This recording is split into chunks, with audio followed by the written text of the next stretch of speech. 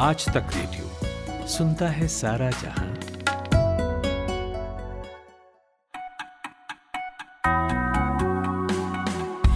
नमस्कार। 2 जून की तारीख है। आपको पता ही होगा आज किसी न किसी ने अब तक आपको 2 जून की रोटी वाले जोक्स चिपकाए ही होंगे। तो दिन है शुक्रवार। मेरा नाम खुशबू कुमार है। यह है आज का दिन पॉडकास्ट। तो नजर डालते हैं आज की 3 बड़ी खबरों पर। नए संसद भवन का उद्घाटन तो हो गया, लेकिन इसके आर्ट गैलरी में लगा अखंड भारत म्यूरल आर्ट विवादों में घिर गया है। नेपाल ने इस पर आपत्ति जताई है और सफाई भी मांगी है, वो भी ऐसे वक्त में जब नेपाल के प्रधानमंत्री भारत दौरे पर हैं। तो जानेंगे इस म्यूरल आर्ट में ऐसा है क्या। वहीं संसद भवन लगातार काम की रफ्तार में पिछड़ती जा रही है। इन दिनों किससे छिपा है, लेकिन राज्य विधानसभाओं में भी स्थिति इससे अलग नहीं है। औसतन कितने दिन चल रही है राज्यों की असेंबली और क्यों ये भारत के लोकतंत्र के लिए बुरी खबर है, समझेंगे। यूक्रेन के खिलाफ युद्ध छेड़ने के बाद रूस पर तमाम प्रतिबंध लगे। भारत इन प्रतिबंधों से इतर रूस से भारतीय रुपयों में खरीदारी करता रहा, लेकिन यही रुपए रूस के लिए मुसीबत का सबब बन गए हैं। तो कैसे, बताएंगे आखिर में। लेकिन अभी वक्त है 60 सेकंड्स हेडलाइंस का। शुभम तिवारी से सुनिए। खुशबू, पहलवानों के समर्थन में आज कुरुक्षेत्र में महापंचायत। मुजफ्फरनगर का सुरक्षित फैसला सुनाएंगे खाप प्रतिनिधि। कर सकते हैं आज बड़ा ऐलान। दिल्ली के राउच एवेन्यू कोर्ट में आम आदमी पार्टी नेता मनीष सिसोदिया की न्यायिक हिरासत पर सुनवाई आज। कर्नाटक में कैबिनेट की बैठक आज। कांग्रेस की 5 गारंटी को लागू करने पर होगा फैसला। आज झारखंड के मुख्यमंत्री हेमंत सोरेन से मिलेंगे दिल्ली के मुख्यमंत्री अरविंद केजरीवाल। केंद्र के अध्यादेश के खिलाफ मांगेंगे उनका समर्थन। 1984 सिख दंगों से जुड़े पुल बंगस मामले में सुनवाई आज। सीबीआई की चार्जशीट में कांग्रेस नेता जगदीश टाइटलर का नाम भीड़ उकसाने का है उन पर आरोप। अमेरिका के नेशनल प्रेस क्लब में बोले कांग्रेस नेता राहुल गांधी। रूस को लेकर कांग्रेस का स्टैंड भारतीय जनता पार्टी जैसा, भारत का रूस से रिश्ता नकारा नहीं जा सकता। और विदेश मंत्री एस जयशंकर ने केप टाउन में की रूसी विदेश मंत्री सर्गेई लावरोव से मुलाकात। ब्रिक्स, G20 और SCO समेत दूसरे द्विपक्षीय मुद्दों पर हुई चर्चा।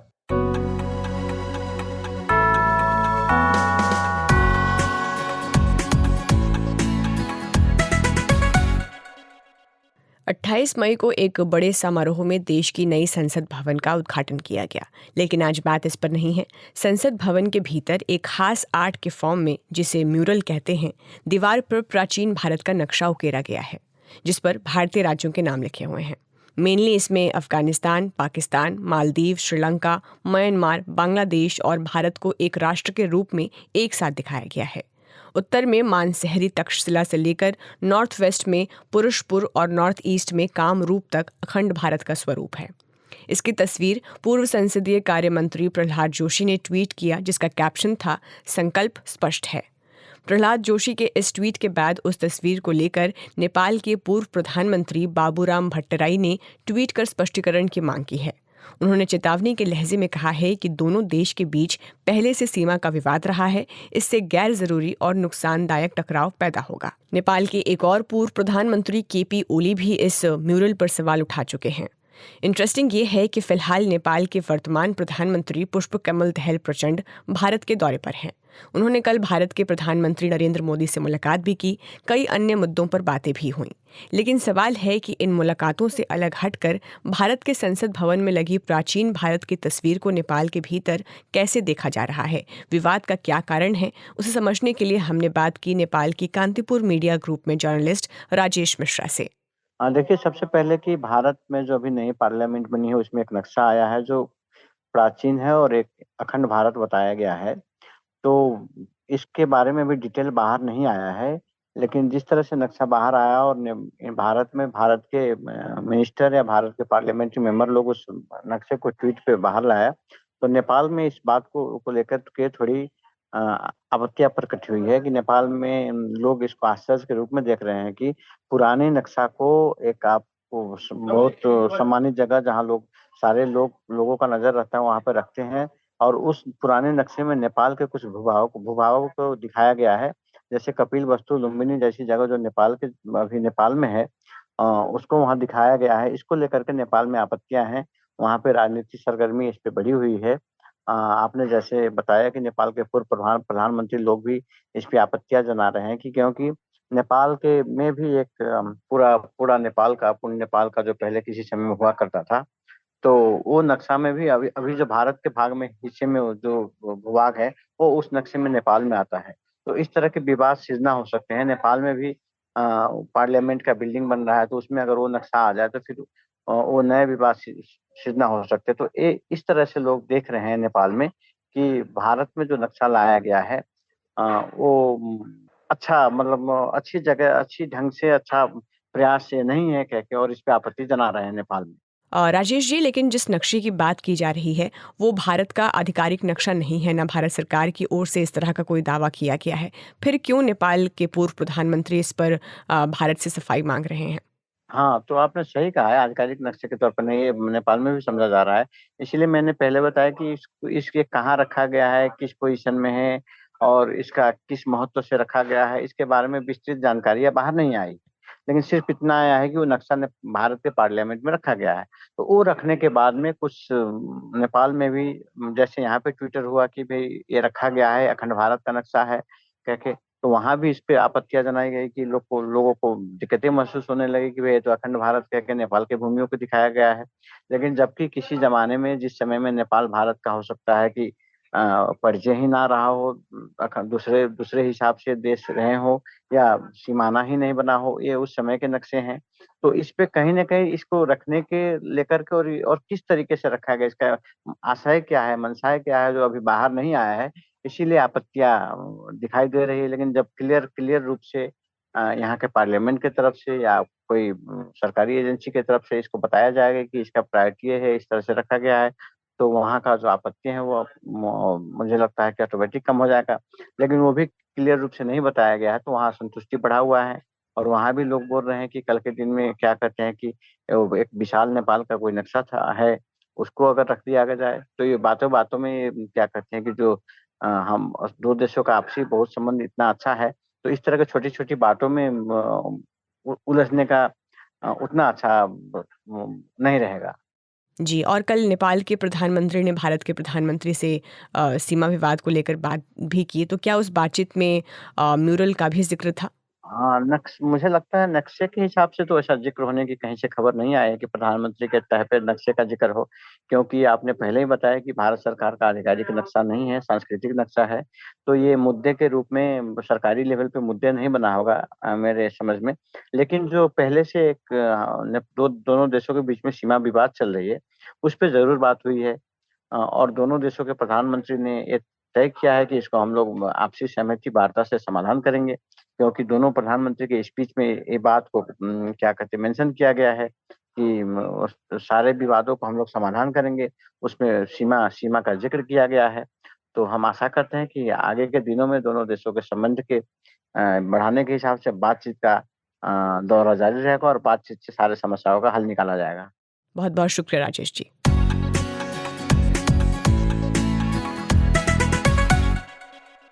वॉकआउट, गतिरोध, व्यंग के तीर, कुछ मजाकिया नोक-झोंक, ये कुछ ऐसी प्रथाएं हैं जो संसदीय कार्यवाही को जीवंत बनाते हैं।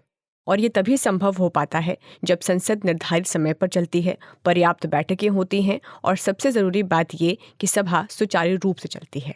लेकिन संसद काम की रफ्तार में पिछड़ती जा रही है इन दिनों, ये बात किसी से छुपी नहीं है। और अब इसी बीच एक आंकड़ा आया है जो चौंकाता है। राज्य की विधानसभाएं भी ना काम करने की प्रतियोगिता में संसद को टक्कर दे रही हैं। राज्यों की विधानसभा की और उससे जुड़ी टैंक PRS लेजिस्लेटिव रिसर्च की रिपोर्ट आई है। इसके मुताबिक पिछले साल देश की विधानसभाओं में एवरेज 21 दिन की बैठकें ही हुई। साल 2022 में देश की सभी विधानसभाओं में 61% बैठकें केवल बजट सेशन में की गई।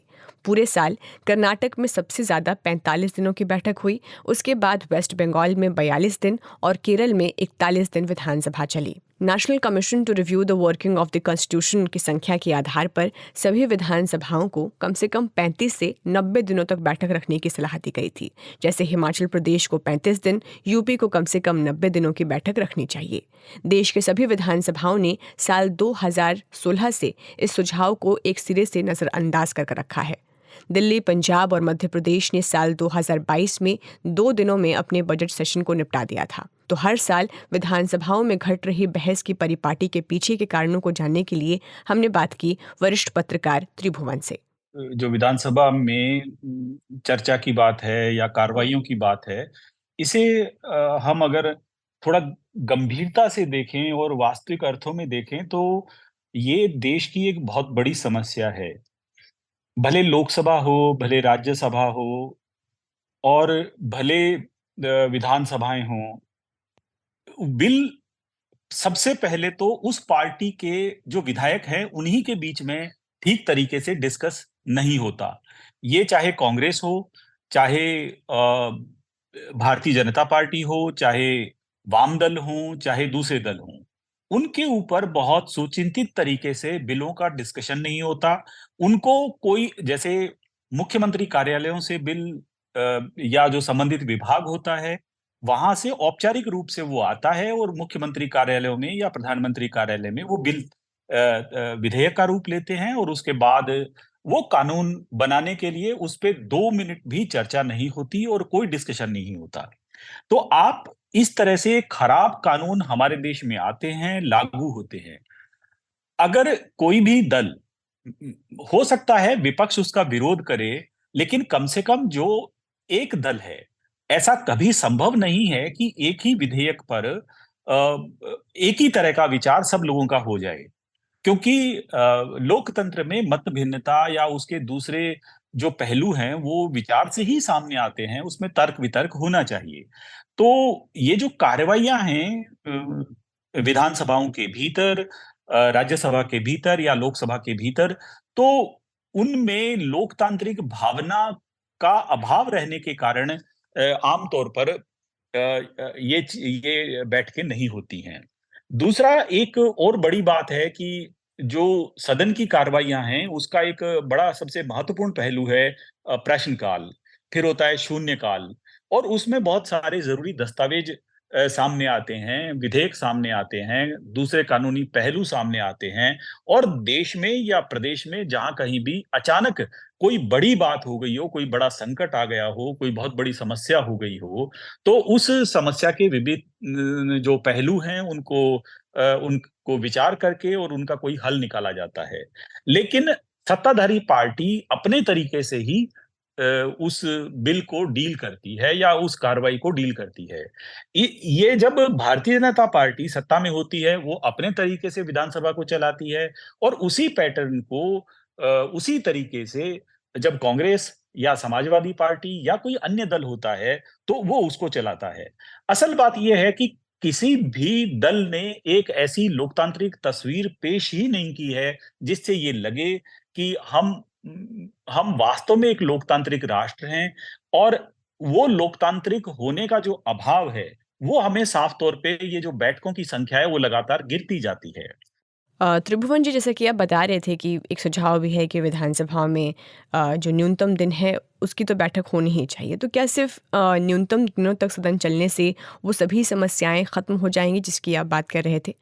इसमें सबसे बड़ा सवाल ये है कि आखिर राजनीतिक दलों के मनों में, उनके हृदयों में, उनके मस्तिष्क में, उनकी रूह में क्या वास्तव में लोकतंत्र के प्रति प्रेम है?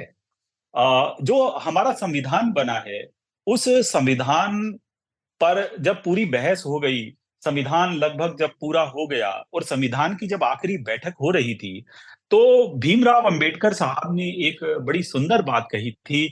उन्होंने कहा कि अगर भारत का संविधान खराब है, लेकिन उसे चलाने वाले लोग बहुत बेहतर हैं, बहुत अच्छे हैं, तो ये संविधान अच्छा होगा। अगर ये संविधान बहुत अच्छा है, हमने बेहतरीन बना लिया, सर्वश्रेष्ठ बना लिया, लेकिन अगर इसे चलाने वाले लोगों की मानसिकता, उनके दिलों में जो भावना है, वो अगर ठीक नहीं हुई, तो ये श्रेष्ठतम संविधान भी सबसे निकृष्ट साबित होगा। तो बात ये कंट्रोलिंग जो अथॉरिटीज हैं उनकी नहीं है। बात बड़े साफ तौर पर विधानसभाएं जो कानून बनाती हैं, अब उनको उनके ऊपर कोई क्या होगा? कानून तो वो खुद बनाने वाले लोग हैं। देश कैसे चलेगा, राज्य कैसे चलेगा, उसका कानून बनाने की जिम्मेदारी जब विधानसभाओं के पास है, तो कोई दूसरा उनको कैसे नियंत्रित कर सकता है? संभव ही नहीं है। तो सबसे बड़ी जिम्मेदारी जो है वो विधानसभाओं को चलाने वाले, उनमें जो सत्ताधारी दल है, जो सदन का नेता है उसकी जिम्मेदारी है, जो विधानसभा का अध्यक्ष है उसकी जिम्मेदारी है, वो प्रतिपक्ष की जिम्मेदारी है। और आप देखिए कि गैर जिम्मेदारियां अलग-अलग तरीके से सामने आती हैं। बहुत बहुत शुक्रिया त्रिभुवन जी।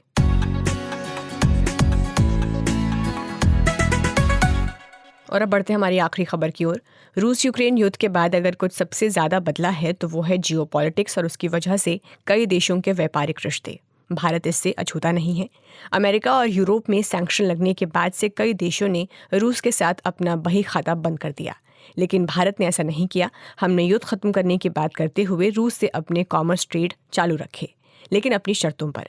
भारत की कोशिश रही कि व्यापार के लिए रुपए रूबल मैकेनिज्म का ही इस्तेमाल हो, यानी लेन देन के लिए किसी तीसरे देश की करेंसी का इस्तेमाल ना किया जाए। रूस ये चाहता था कि उसका तेल बिकता रहे, क्योंकि उसकी अर्थव्यवस्था को चलाने में तेल का बड़ा योगदान है। रूस यूक्रेन युद्ध को शुरू हुए 1 साल से ऊपर हो चुके हैं। रूस से भारत के तेल की खरीदारी लगातार चल रही है। इसकी वजह से रूस के पास हर महीने $1 बिलियन के बराबर भारतीय रुपए जमा होते जा रहे हैं। रूस की परेशानी ये है कि वो उन रुपयों से कुछ कर नहीं पा रहा। सिर्फ पिछले क्वार्टर में ही रूस और भारत का रूस के साथ ट्रेड डेफिसिट $14.7 बिलियन का था। तो भारत रूस के रुपए रूबल मैकेनिज्म को डिटेल में समझने के लिए हमने बात की वरिष्ठ अर्थशास्त्री शरद कोहली से। देखिए, जब रूस और भारत का व्यापार शुरू हुआ था, रूपी रूबल ट्रेड जिसको हम कहते हैं, तो बहुत चर्चा हुई थी इसकी कि इससे जो है डॉलर पे निर्भरता कम होगी और हमें डॉलर में पेमेंट नहीं करनी पड़ेगी, क्योंकि खासकर इस घटना के बाद के रूस के ऊपर सैंक्शंस लग गए थे और उसको स्विफ्ट से बाहर कर दिया गया था और वो डॉलर में वैसे भी रूस ट्रेड नहीं कर पा रहा था। और फॉरेन एक्सचेंज की हम देखते हैं, खासकर डॉलर की पूरे विश्व में किल्लत रहती है। जो खासकर जो विकासशील देश हैं, उनको हमने देखा हमारे पड़ोस में श्रीलंका, पाकिस्तान इसीलिए डूबे क्योंकि उनके पास फॉरेन एक्सचेंज रिजर्व नहीं है। तो भारत को भी उसको प्रिजर्व करने की जरूरत थी। जितने डॉलर रिजर्व हैं आज हम $600 बिलियन से थोड़ा कम है, पर्याप्त है, पर क्योंकि रशिया पे सैंक्शंस थे तो रशिया तुरंत तैयार हो गया भारत से रूपी रूबल ट्रेड करने में। अब इसमें समझने वाली बात यह है कि जब भी दो देश आपस में एक दूसरे की करेंसी में ट्रेड करते हैं तो उसको एक स्पेशल वॉस्ट्रो अकाउंट, जिसको एसपीए कहते हैं, उसके जरिए ये ट्रेड किया जाता है। स्पेशल वॉस्ट्रो अकाउंट का अर्थ होता है कि भारत का कोई बैंक जिसको भारत सरकार ऑथोराइज करती है, वो जाके रशिया के बैंक्स के साथ अपना एक अकाउंट खुलवा लेता है और रशिया के बैंक्स जिसको रशियन सरकार अप्रूव करती है, वो भारत में आके भारतीय बैंक के साथ अकाउंट खुलवा लेता है। अब जब यहां से आयात और निर्यात किया जाता है तो जो भारत का निर्यातक है, यानी भारत का जो एक्सपोर्टर है, जब वो यहां से एक्सपोर्ट करेगा तो नॉर्मल हालात में तो पेमेंट जो है वो रूबल में आनी चाहिए, या अंतरराष्ट्रीय होता है तो डॉलर में आनी चाहिए, पर उसको पेमेंट जो है वो रुपए में आ जाती है। इसी प्रकार जब रशिया का एक्सपोर्टर भारत में एक्सपोर्ट करेगा तो उसको पेमेंट रूबल में आनी चाहिए और उसको पेमेंट जो है वो यहां से रूबल में पेमेंट आनी चाहिए, उसको पेमेंट रुपए में होती है।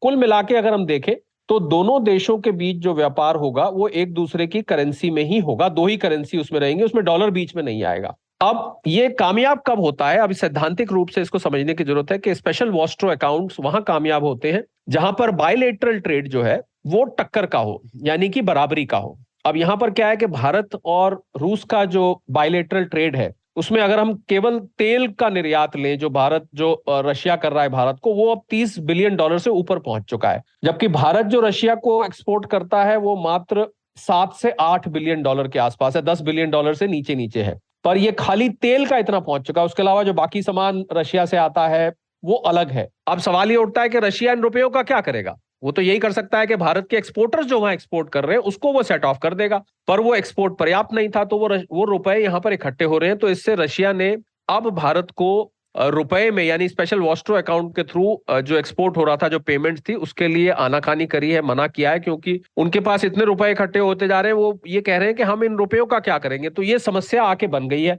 शरद जी, अगर हम भारत के नज़रिए से इस मसले को देखने की कोशिश करें तो रूस के पास इतना ज़्यादा भारतीय रुपयों का होना हमारे लिए फ़ायदे का सौदा है या फिर घाटा है? क्योंकि अभी तो एक नज़र में इसमें भारत का फ़ायदा ही दिख रहा है। देखिए, इसका अंततः इफेक्ट क्या होगा, इसके आफ्टर इफेक्ट्स क्या होंगे? इसके आफ्टर इफेक्ट्स यही होंगे कि अगर रशिया के बहुत सारे रुपए यहाँ जमा होते गए और उसने कल को तेल को भारत को निर्यात करने से मना कर दिया, क्योंकि पेमेंट वो पेमेंट उसके पास, ये ऐसी सिचुएशन है कि पेमेंट आ भी गई है और पेमेंट किसी काम की भी नहीं है, तो इसका इफेक्ट ये हो सकता है कि रशिया हमें निर्यात करने से मना कर सकता है। एक स्टेज ऐसी आएगी जब उनके पास इतना ज्यादा रुपया इकट्ठा हो जाएगा तो उनको, या इसका एक सोल्यूशन, और एक अर्थशास्त्री होने के नाते और एक फाइनेंस एक्सपर्ट होने के नाते मैं ये बता सकता हूं कि इन रुपयों का किसी ऐसे देश के साथ करेंसी स्वैप की जा सकती है। जैसे बीच में यूएई का जो दिरहम है उसके थ्रू डॉलर का ट्रेड किया जा रहा था। तो किसी थर्ड कंट्री में जाके या किसी थर्ड कंट्री की करेंसी को इन्वॉल्व करके इस पैसे की अदला बदली करी जा सकती है जो कि रशिया के काम के हो। यही इसका एक सोल्यूशन है। अदरवाइज इसका आफ्टर इफेक्ट ये होगा कि रशिया भारत को निर्यात करने से मना कर सकता है। इससे भारत को नुकसान हो सकता है, क्योंकि जो सस्ती दरों पे भारत को रशिया से ऑयल मिल रहा है, जबकि अंतर्राष्ट्रीय बाजार में कीमत 75, 73, 77, 78 इसके आसपास घूमती रहती है, पर भारत को वो 60-65 डॉलर में मिल रहा है, तो भारत को उससे लाभ हो रहा है, वो फायदा हो रहा है। तो वो फायदा भारत को होना बंद हो सकता है अगर रशिया इसको करेगा। और भारत इस समय भारत के सामने केवल यही रास्ता है कि वो रशिया को अपना यहाँ से निर्यात बढ़ाए। बहुत बहुत शुक्रिया शरद Kohli.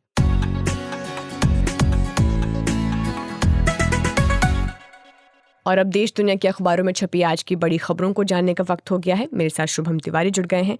Good morning Shubham. Good morning. Jansatta से मैं शुरू कर रहा हूँ। लॉ कमीशन ने अपनी एक रिपोर्ट भारत सरकार को सौंपी है और उस रिपोर्ट में राजद्रोह कानून को बरकरार रखने की सिफारिश की गई है। लॉ कमीशन ने अपनी रिपोर्ट में कहा है कि उनका मानना है कि राजद्रोह से निपटने वाली जो धारा 124A है आईपीसी की, उसके इस्तेमाल के संबंध में जरूर थोड़ी स्पष्टता लाने की आवश्यकता है। लेकिन क्या इस आईपीसी की धारा को पूरी तरह खत्म कर देना चाहिए? लॉ कमीशन ने इस सवाल को खारिज कर दिया है। हम जानते हैं कि राजद्रोह कानून को लेकर तमाम विपक्षी पार्टियां और कई याचिकाएं भी सुप्रीम कोर्ट में लगाई गई हैं, जिसमें ये मांग की गई है कि ये कॉलोनियल लॉ है जो कि अंग्रेजों के जमाने में लाया गया और आज के समय में राजद्रोह जैसी धारा की कोई आवश्यकता नहीं है। सुप्रीम कोर्ट ने भी 11 मई 2012 को राजद्रोह कानून पर रोक लगा दी थी, जिसे 31 अक्टूबर 2022 तक बढ़ा दिया गया था। एनसीआरबी का एक डेटा भी है कि पिछले 5 साल में देश में जो राजद्रोह की धाराओं के तहत 356 मामले दर्ज किए गए, उसमें 548 लोगों को गिरफ्तारी हुई, लेकिन सिर्फ 12 लोगों को दोषी साबित किया जा सका। जनसत्ता में ये लीड खबर है और इसी के बगल में मणिपुर हिंसा की जांच के लिए जो न्यायिक आयोग की बात अमित शाह ने कही है कि एक जुडिशियल कमीशन बनाया जाएगा। इसके अलावा त्रिपुरा कैडर के जो आईपीएस अधिकारी हैं राजीव सिंह, उनको 3 साल के लिए मणिपुर का नया डीजीपी बना दिया गया है। गृह मंत्री का 3 दिन का दौरा कल पूरा हो गया और 5 आपराधिक मामलों को सीबीआई से जांच करवाने का ऐलान किया है। लेकिन गृह मंत्री अमित शाह के लौटने के बाद कुछ जिलों में फिर से मुठभेड़ की खबरें हैं और गोलीबारी हुई है। अधिकारियों ने कल ये बताया कि मणिपुर के बिष्णुपुर जिले में बुधवार की देर रात कुकी उग्रवादियों के साथ मुठभेड़ में 3 पुलिसकर्मी घायल हो गए। वहीं इम्फाल ईस्ट जिले के चानुग में भी भारी गोलीबारी की सूचना है। एक खबर में हिंदुस्तान पर देख रहा हूँ, 10वीं की किताब से आवर्त सारिणी यानी पीरियोडिक टेबल को हटाने का फैसला किया गया है। इसके अलावा राष्ट्रीय अर्थव्यवस्था में कृषि का योगदान क्या है, लोकतंत्र की चुनौतियां क्या हैं और प्राकृतिक संसाधनों के जो सस्टेनेबल मैनेजमेंट यानी सतत प्रबंधन का पार्ट है, उसको भी हटाया गया है। एनसीईआरटी ने यह फैसला पिछले साल एक्सपर्ट्स के सिफारिशों के आधार पर किया है। हालांकि इन पाठों को 10वीं की किताबों से हटाया गया है। 11वीं में ये पाठ्यक्रम का हिस्सा अब भी बना रहेगा। एनसीईआरटी की यह दलील है कि छात्रों पर सिलेबस का बोझ कम हो, इसके लिए ऐसा किया गया है और राष्ट्रीय शिक्षा नीति 2020 भारत सरकार के अनुसार इसी बात पर जोर देती है। और टीम इंडिया की नई जर्सी लॉन्च कर दी गई है शुभम। स्पोर्ट्स ब्रांड एडिडास जो है वो अब टीम इंडिया का नया किट स्पॉन्सर है और कंपनी ने ही वीडियो जारी करके तीनों फॉर्मेट के लिए 3 अलग अलग डिज़ाइन की जर्सी जारी की। ये खबर मैं अभी भास्कर पर पढ़ रही थी। जो 7 जून से वर्ल्ड टेस्ट चैंपियनशिप फाइनल होना है, उसमें जो टीम इंडिया है वो इसी जर्सी में नजर आएगी। तो कश्मीर के आकिब वानी ने ये डिज़ाइन किया है। T20 इंटरनेशनल मैचों के लिए जो टीम इंडिया है वो डार्क ब्लू कॉलरलेस जर्सी है वो पहनकर मैदान पर उतरेगी। वहीं वनडे के लिए जर्सी में हल्के नीले रंग का इस्तेमाल किया गया है जिसमें कॉलर लगा है। वहीं टेस्ट मैचों की जो जर्सी है वो सफ़ेद रंग की है। और जो दूसरी बड़ी इंटरेस्टिंग बात है वो ये कि जर्सी को जो लॉन्च करने का कार्यक्रम है वो वानखेड़े स्टेडियम में किया गया और इसे ड्रोन के जरिए दिखाया गया तीनों जर्सी को। खुशबू, इस हिस्से में मैं 2-3 खबरें संक्षिप्त में बता रहा हूँ। एक तो जीएसटी में मई में रिकॉर्ड टैक्स कलेक्शन हुआ है। मई के महीने में कुल टैक्स कलेक्शन 1,57,000 करोड़ रुपए रहा है और ये पिछले साल के मई के मुकाबले अगर आप देखें तो 12% अधिक है। पहलवानों के मुद्दे पर आज कुरुक्षेत्र में निर्णय होना है, फैसला होना है। कुश्ती संघ के अध्यक्ष ब्रजभूषण शरण सिंह और महिला पहलवानों के विवाद को लेकर सोरम गांव में कल हुए सर्वजातीय खाप पंचायत में चौधरियों ने हिस्सा लिया और पंचायत ने यह फैसला अपना सुरक्षित रख लिया। आज कुरुक्षेत्र में होने वाली सर्व खाप पंचायत में अगले कदम पर फैसला होगा। भारत और नेपाल सरकार के बीच कुछ करार हुआ है और हमें मालूम है कि प्रधानमंत्री नेपाल के पुष्प कमल दाहाल प्रचंड भारत के दौरे पर हैं और जो समझौते हुए हैं उसमें बिजली, जल परिवहन से संबंधित, इसके अलावा 10,000 मेगावाट बिजली नेपाल से भारत खरीदेगा। बहराइच में इंटीग्रेटेड चेक पोस्ट का उद्घाटन किया गया है और रामायण सर्किट की परियोजनाओं में तेजी लाने का फैसला किया गया है। साथ ही बथनाहा से नेपाल मालगाड़ी को वर्चुअल हरी झंडी भी कल इस बातचीत के दौरान दिखाई गई। मुख्यमंत्री योगी आदित्यनाथ का एक फैसला है कि गाजियाबाद, गौतम बुद्ध नगर समेत 18 सेफ सिटी बनेंगी और ये जो शहर होंगी यहाँ पर सिटी बसों में कैमरे, पैनिक बटन लगेंगे। सरकार ने ये कहा है कि महिलाएं जैसे ही पैनिक बटन दबाएंगी तो कंट्रोल रूम को तुरंत सूचना मिल जाएगी। प्रमुख चौराहों और बाजारों में पिंक टॉयलेट बनाए जाएंगे और महिला पुलिसकर्मी पिंक स्कूटी से शहर में पेट्रोलिंग करेंगी। स्कूल कॉलेजों के पास अधिक सतर्कता बरती जाएगी। और मौसम विभाग के मुताबिक दिल्ली एनसीआर में अगले एक सप्ताह तक बादल छाए रहने से गर्मी से राहत मिलने के आसार हैं। एक खबर मैं दैनिक भास्कर के हवाले से बता रहा हूं। प्रधानमंत्री मोदी अयोध्या में बन रहे श्री राम मंदिर में रामलला की प्रतिमा की प्राण प्रतिष्ठा करेंगे और श्री राम जन्मभूमि ट्रस्ट का यह कहना है कि प्रतिमा दिसंबर या जनवरी में स्थापित होगी। अभी तारीख हालांकि इसकी तय नहीं हुई है, लेकिन मंदिर के ग्राउंड फ्लोर और गर्भगृह का जो काम है वो 15 दिसंबर तक पूरा कर लिया जाएगा। ट्रस्ट के महासचिव जो चंपत राय हैं, उन्होंने प्राण प्रतिष्ठा की तारीख के लिए विद्वानों से चर्चा की बात की है और प्रधानमंत्री को दिसंबर से 26 जनवरी 2024 के बीच कार्यक्रम की पॉसिबल डेट के बारे में बताया जाएगा और उसके बाद फिर उन्हें आमंत्रण पत्र भेजा जाएगा।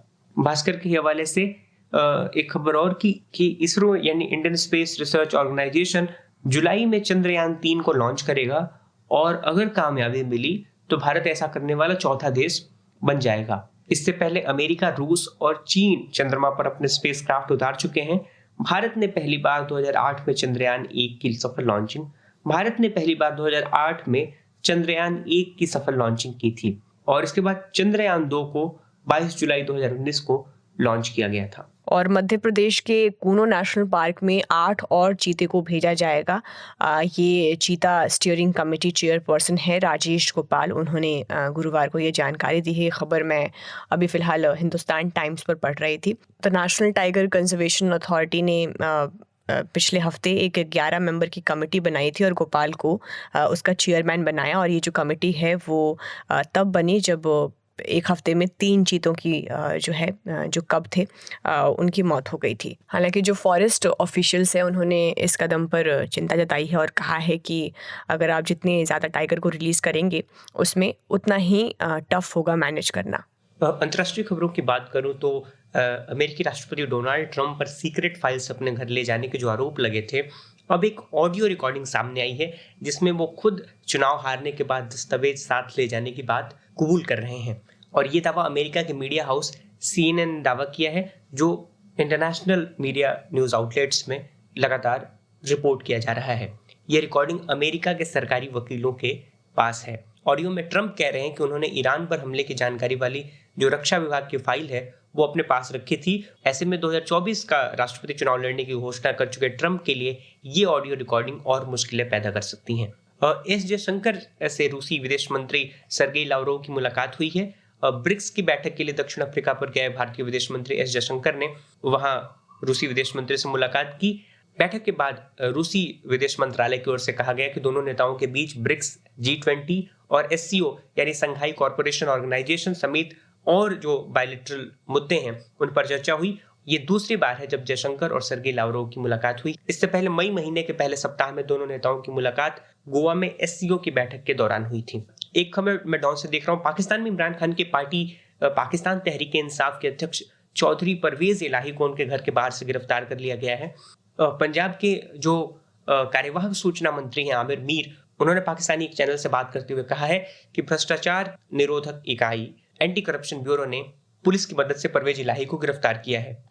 एक खबर मोल्डोवा से, यहाँ के कैसल में यूरोपियन यूनियन के 27 मेंबर स्टेट और 20 जो दूसरे यूरोपियन स्टेट्स हैं उनके बीच एक कल बैठक हुई और इस बैठक में यूक्रेन के राष्ट्रपति व्लादिमीर ज़ेलेंस्की भी शामिल हुए और ज़ेलेंस्की ने यहाँ पे फिर एक बार नाटो में शामिल होने की अपनी इच्छा जताई और अपना केस वहाँ पे मजबूती से रखा। बैठक में यूरोप का आगे भविष्य क्या हो और इस युद्ध के बाद यूक्रेन को किस तरीके से सुरक्षा मुहैया कराया जाए, इस तरह के सवालों पर चर्चा की गई। और अब जान लेते हैं 2 जून का इतिहास। तो आज ही के दिन 2014 में 50 साल के संघर्ष के बाद तेलंगाना देश का नया राज्य बना था।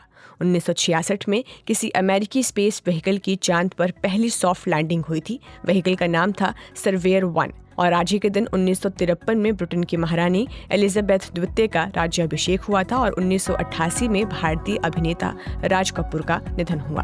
तो फिलहाल आज का दिन पॉडकास्ट में इतना ही। आपसे अगले हफ्ते होगी मुलाकात। इस पॉडकास्ट को प्रोड्यूस किया है कुंदन कुमार ने। साउंड मिक्सिंग का जिम्मा था नितिन रावत के पास। खुशबू कुमार के साथ थे आप। नमस्कार।